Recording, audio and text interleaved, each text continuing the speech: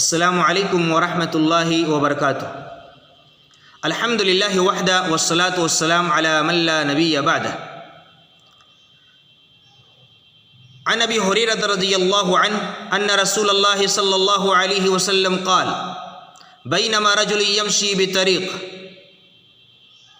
وجد غصن شوک علی الطریق فأخرہ فشکر اللہ له فغفر له۔ رواہ مسلم، حدیث نمبر 1914۔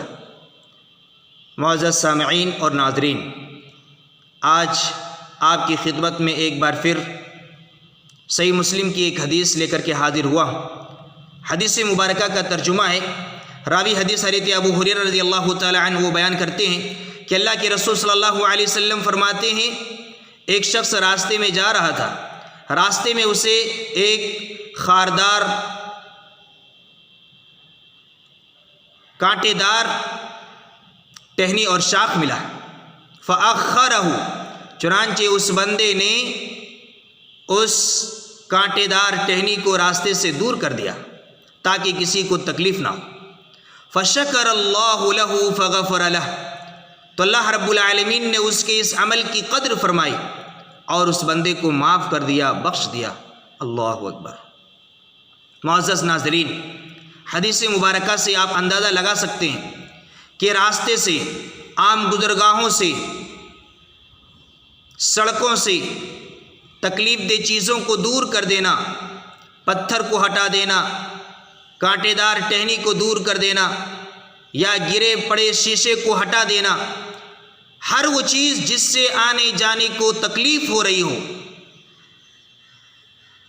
بظاہر وہ دیکھنے میں جتنا بھی معمولی نظر آئے، اگر آنے جانے والے کو اس سے تکلیف ہو رہی ہو، مسافروں کو اس سے تکلیف ہو رہی ہو، راہ چلتے لوگوں کو تکلیف ہو رہی ہو، اسے ہٹا دینا، راستے سے دور کر دینا، اتنا محبوب اور پسندیدہ عمل ہے اللہ رب العالمین کے نزدیک کہ اللہ رب العالمین اسی عمل کی بدولت اس بندے کو معاف بھی کر سکتا ہے۔ وہ عمل بندے کی مغفرت، بخشش اور ذریعہ نجات بھی بن سکتا ہے۔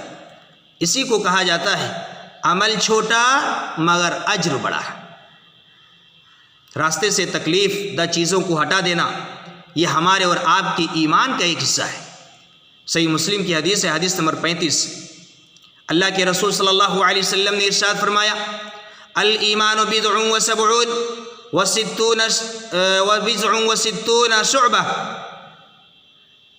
فأفضلها قول لا الہ الا اللہ وادناها اماطۃ العذى عن الطریق، کہ ایمان کے 70 سے زائد یا 60 سے زائد شاخیں ہیں، اجزاء ہیں، ان میں سب سے اعلیٰ اور افضل قول لا الہ الا اللہ، لا الہ الا اللہ کا اقرار ہے، اور سب سے ادنا اماطۃ العذى عن الطریق، راستے سے تکلیف دہ چیزوں کو دور کر دینا ہے۔ اور جہاں یہ ہمارے اور آپ کے ایمان کا ایک حصہ ہے، وہیں ایک صدقہ بھی ہے۔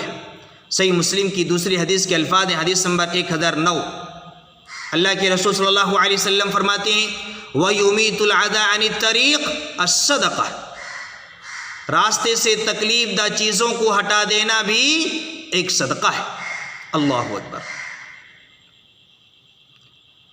معزز ناظرین، ہماری اور آپ کی سب سے بڑی کمزوری یہ ہے کہ ہم اور آپ جس طرح سے گناہ کو گناہ تصور نہیں کرتے، گناہ کو حقیر سمجھتے ہوئے، معمولی سمجھتے ہوئے اسے عمل میں لے آتے ہیں، اسی طرح نیکی کو بھی حقیر سمجھتے ہوئے نظر انداز کر دیتے ہیں، حالانکہ یہ ہماری بہت بڑی غلط فہمی ہے۔ گناہ گناہ ہے، چاہے وہ چھوٹا ہو یا بڑا، فرق صرف اتنا ہے کہ ایک میں زہر زیادہ ہے، ایک میں زہر کم ہے۔ ایک گناہ اس سانپ کی طرح ہے جس میں زہر زیادہ ہے، اور دوسرا گناہ اس سانپ کی طرح ہے جس میں زہر کم ہے۔ جس طرح ہم اور آپ کم زہر والے سانپ سے بچتے ہیں، اسی طرح ہمیں گناہوں سے بھی بچنا چاہیے، چاہے وہ بظاہر جتنا بھی چھوٹا نظر آئے۔ گناہ گناہ ہے۔ اسی طرح نیکی کو بھی ہمیں حقیر نہیں سمجھنا چاہیے، کیونکہ ہمیں اور آپ کو پتہ نہیں ہے کہ ہماری کون سی نیکی، ہمارا کون سا عمل ہماری نجات اور کامیابی کا ذریعہ بن جائے، ہمارے گناہوں کی بخشش اور مغفرت کا سبب بن جائے۔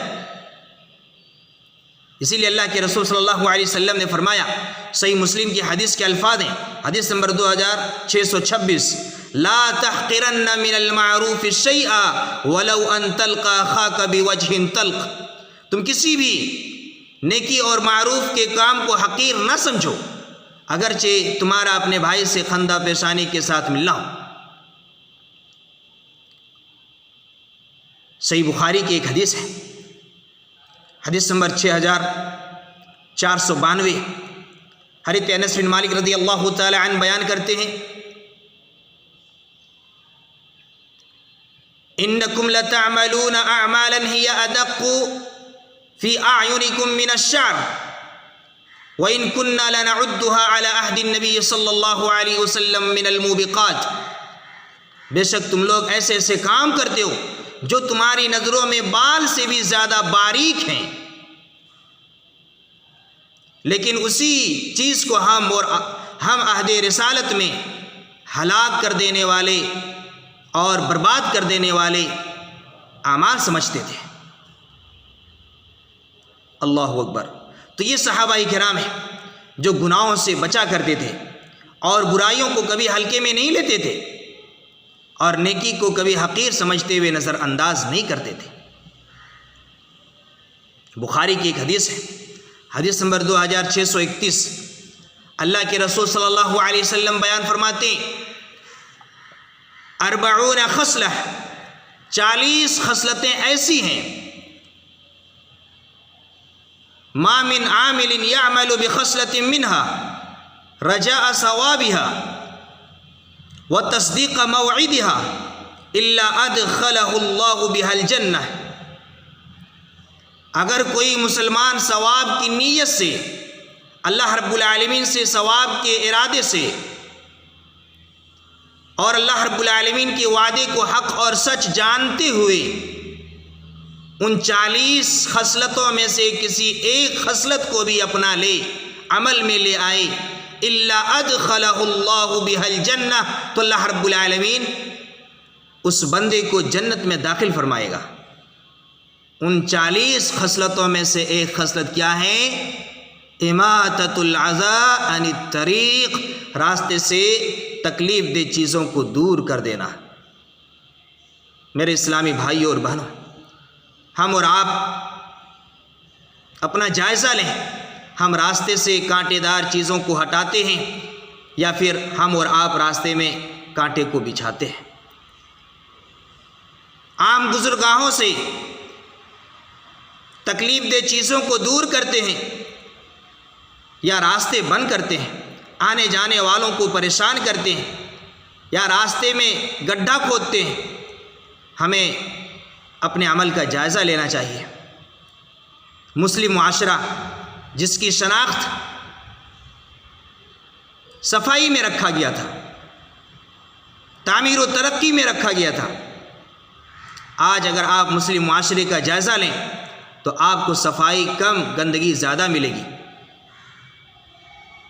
آپ سڑکوں گلیوں کو دیکھ کر کے اندازہ لگا سکتے ہیں کہ یہ مسلم بستیاں ہیں۔ جو صفائی ہمارے حصے میں تھی وہ صفائی کسی اور کے حصے میں چلی گئی۔ ہم اور آپ اپنے گھر کے کھانے کو، دال کو جو بچ جاتا ہے راستے میں پھینک دیتے ہیں، کوڑے دان میں پھینکنے کے بجائے ایسی جگہوں میں ڈال دیتے ہیں جہاں سے آنے جانے والوں کو تکلیف ہوتی ہے، پریشانی ہوتی ہے۔ میرے بھائیوں، آپ راستے میں کانٹے نہ بچھائیں بلکہ راستے سے تکلیف دہ چیزوں کو دور کریں۔ کیا پتہ آپ کی یہی نیکی، آپ کا یہی کام آپ کی نجات، آپ کی کامیابی کا ذریعہ اور سبب بن جائے۔ والسلام علیکم ورحمۃ اللہ وبرکاتہ۔